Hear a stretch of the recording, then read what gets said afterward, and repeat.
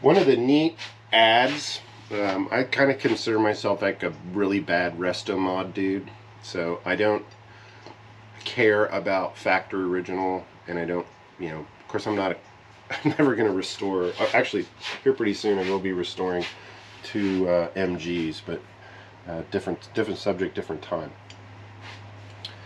This is the Ford Contour fan. This is like the 1999 model, and I have just a 2-core radiator here. This system here is a 2-fan controller that I got off Amazon. It's about 30 bucks. This fan you can get from eBay, $50, $60. You pay like $70 basically with shipping.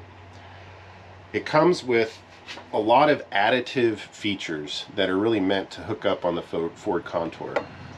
This front clip, for example, had a couple of like a tongue that was meant to snap into another piece, and I shaved that down.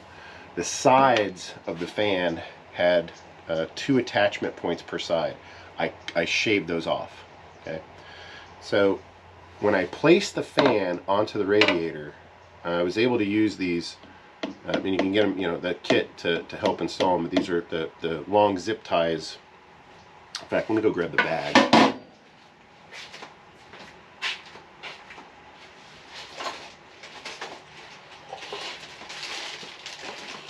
But these are your kits, and you're just going to get, you know, these long zip ties that go through the radiator. So you pull it through. You got springs that sit on the inside of the fan cowl to kind of help keep these tabs from, you know, depressing it too much.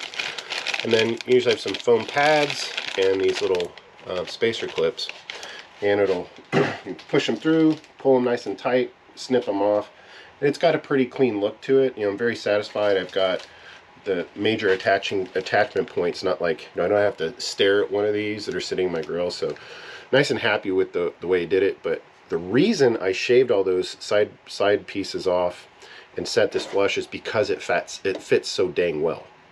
This is a really, on a 2-core or 3-core radiator, any aluminum one, this will just sit nicely, and I'll show you in a second, like, it is a tight fit, but it is almost, it just looks so OEM, it's ridiculous. So I got this 2-fan controller on here, and I don't know technically the way it controls it. I know that basically it'll turn, you know, there's a simple set point that's on here, and it's got a digital readout, so you set it to like 200 degrees.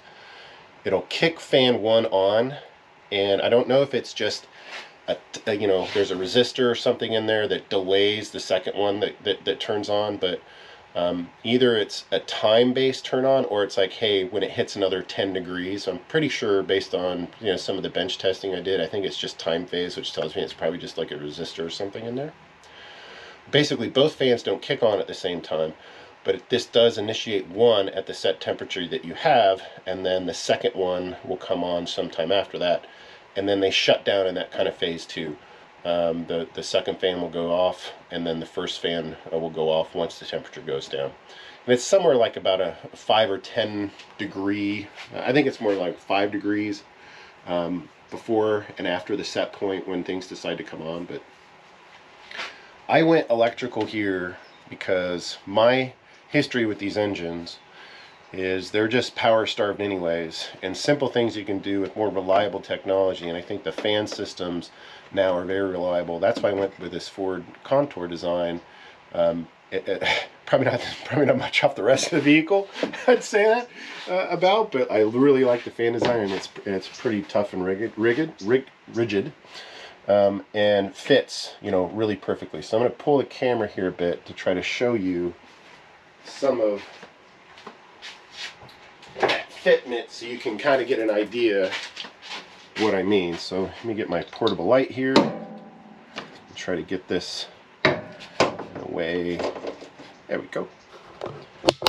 So you'll see, based on the light there, it is a really tight space, and you kind of see some wires down there. This is the rigging I have of the blue and the orange down there are the controls for the fan themselves. And you know, I wouldn't say I have it like completely well buttoned up down there. I think it's pretty close.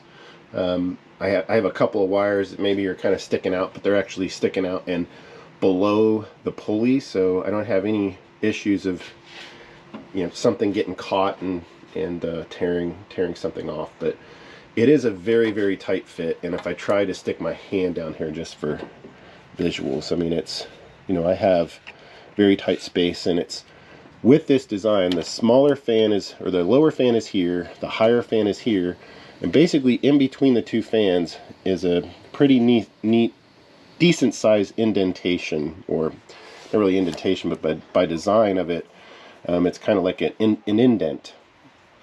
So you want to line that, the center of this fan is where the optimal, or the center of this fan system is really where that optimal recess is. But you're gonna, when you place this fan in here, it's gonna be not a perfect alignment to the center, but you will have enough space, but it is tight. So super excited about the fan. These hookups are very simple too. This is, the green wire is for if you have an AC system, you hook it up to that AC wire. If you don't have, this is the regular ignition source, and then this is the power wire. So this guy is going off to the battery side of the solenoid, starter solenoid, and then this guy is going to hook up actually to my manifold heater. So I'm just running a little cheater wire in through my harness and over to that manifold heater, because that is the simplest way for me right now to kind of wire this up. But I really am excited about getting this fan some cycle times and seeing how well it works. I think I've really gotten a lot of really good feed from everybody that has done this kind of setup, and I think based off of my experience here, and I'm a really novice -7 electrician, but I was able to figure out the electrical details rather quickly, did some bench testing, figured out how the thermostat worked. I'm like, how did I test the thermostat? Literally, I had a lighter and I heated the temperature element that's on here. That's probably a good thing to add, is this, has the temp sensor. It's a little probe, and I have it stuck underneath on the other side of this fan. I have the wires bundled up, and then I have the probe sensor stuck into the radiator. So you can either do that, or you can have it wired directly to the engine. I have both, and I chose right now to go with the probe. Number one, it's easier, but number two, I don't have to run any additional wires or anything to go to any kind of plug. But we'll see after some testing and some setting of it, how it runs. But got some additional small conduit, black conduits and stuff to line over here, so these wires don't look kind of exposed and too janky. But that's the overview of the fan system. Pretty stoked with it, and this bad boy is about half a day from being ready to be fired up. So I am gonna turn this thing off and go do that, because that's a lot more fun. All right.